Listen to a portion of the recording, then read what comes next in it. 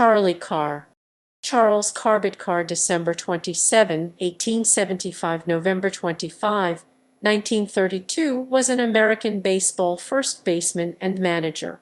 He played professional baseball from 1894 to 1919, including 7 years in Major League Baseball with the Washington Senators 1898, Philadelphia Athletics 1901, Detroit Tigers 1903–1904, Cleveland Naps 1904–1905, Cincinnati Reds 1906, and Indianapolis Hoosiers 1914. Over his 7-year Major League career, Carr had a .252 batting average with 493 hits, 106 extra base hits, and 240 runs batted in RBI. He also served as a player-manager in the minor leagues for the Indianapolis Indians 1906–1910, Utica Utes 1911, and Kansas City Blues 1912–1913. He concluded his professional baseball career in 1919 as a player for the Providence Grays. He was also a principal of the Bradley Carr Sporting Goods Company. Early years. Carr was born in 1876 in Coatesville, Pennsylvania. He attended elementary and high school in Coatesville and then enrolled at Lehigh University. Professional baseball. 1895 to 1902 seasons. Carr began playing professional baseball in 1895 in the Interstate League. He next played in 1897 for the Rochester Club in the Eastern League. He had been a catcher up to that point, but he later recalled that his throwing arm was dead, and he then became a first baseman. In 1898, he played for the Taunton Herrings in the New England League and compiled a .302 batting average. In September of that year, Carr made his Major League debut with the Washington Senators of the National League. He appeared in 20 games late in the season and compiled a .192 batting average in 73 at-bats. Carr returned to the minor leagues in 1899, playing for Worcester in the Eastern League, hitting .322 in 94 games. He next played for the Toronto Club in the Eastern League, compiling a .327 average in 1900 and .304 in 1901. Carr had his second shot at the majors in 1901, appearing in 2 games for the Philadelphia Athletics in the American League. He had 1 hit in 8 at-bats for Philadelphia. He suffered from an illness that slowed him down while with the Athletics. Carr then spent the 1902 season playing for the Jersey City Skeeters of the Eastern League. He compiled a career-high .335 batting average in 100 games with Jersey City. Detroit Tigers 1903–04. In January 1903, Carr signed with the Detroit Tigers. During the 1903 season, Carr was the Tigers' starting first baseman, appearing in 135 games. He hit .281 and ranked among the American League leaders with 111 assists at first base first, 25 errors at first base third, 1276 putouts at first base fifth, 982 fielding percentage fifth, 60 double plays turned at first base fifth, 548 at-bats eighth, and 79 RBI ninth. Carr holds the Detroit Tigers team record for fewest base-on balls in a season by a player with at least 500 plate appearances.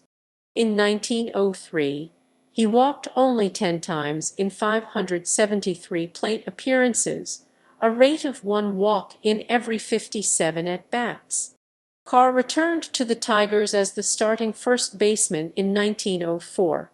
He suffered a broken nose when he was hit by a fastball between his nose and left eye during a spring game in Nashville. He appeared in 92 games for the 1904 Tigers, but his batting average fell by 67 points to .214. Interviewed in November 1905, Carr attributed his decline at the plate to the incident in which his nose was broken in Nashville. "I know I pulled away from the plate the rest of that year." Cleveland Naps 1904-5. On August 7, 1904, the Tigers traded Carr to the Cleveland Naps for Charlie Hickman. Carr appeared in 32 games for the Naps in 1904 as a backup to first baseman Charlie Hickman. Carr hit .224 in 120 at-bats in 1904. In 1905, he became the Naps' starting first baseman, appearing in 89 games and compiling a .235 batting average in 306 at-bats. Cincinnati Reds 1906. November 23, 1905, the Cincinnati Reds purchased Carr from Cleveland. He was initially slated to be Cincinnati's manager, but the team instead hired Ned Hanlon as manager.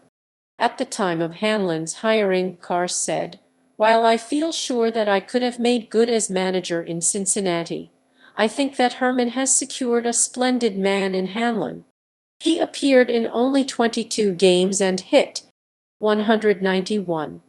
Carr later recalled his experience in Cincinnati as follows: "In 1906, with the understanding that I would serve as manager, I went to Cincinnati, but I didn't hit it off with an influential sports writer on the Inquirer, so I was forced to hunt a job elsewhere after starting that season with the Reds."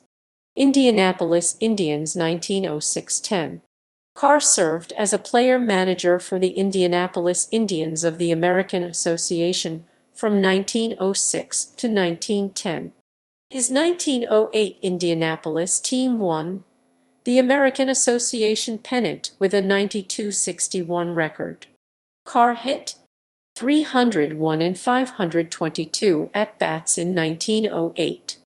Other key players on the 1908 team included Rube Marquard, Donnie Bush, and Ed Siver. The Indians drew 500,000 spectators in 1908. Jack Hayden, who led the 1908 team with a .316 average, credited Carr with the team's success. "We have played under a leader who sympathizes with us. He always had courage and instilled courage in the team. We have been a happy family, and it is with a great deal of regret that we part." Utica and Kansas City 1911-13. In 1911, he became player-manager for the Utica Utes of the New York State League. He served in the same capacity for the Kansas City Blues of the American Association in 1912 and 1913. Indianapolis Hoosiers 1914. When the Federal League formed a third major league, Carr made a comeback and won a starting spot for the Indianapolis Hoosiers. At age 37, Carr hit .295 for the Hoosiers and collected 11 doubles, 10 triples, 19 stolen bases, and 69 RBI. For the 1914 season, Carr retired as a player to focus his efforts on a business he had established in Cleveland manufacturing athletic equipment. Carr moved his business from Cleveland to Indianapolis in 1908. Providence Grays 1919. In 1919, Carr returned as a player for one final season, playing for the Providence Grays in the Eastern League. At age 42, he appeared in 101 games, principally at third base, and hit for a .213 batting average. Later years.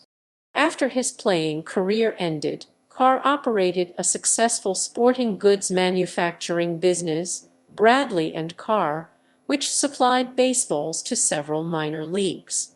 In 1932, Carr died suddenly in a hospital in Memphis, Tennessee. He was visiting Memphis on a business trip. He was buried at Crown Hill Cemetery in Indianapolis.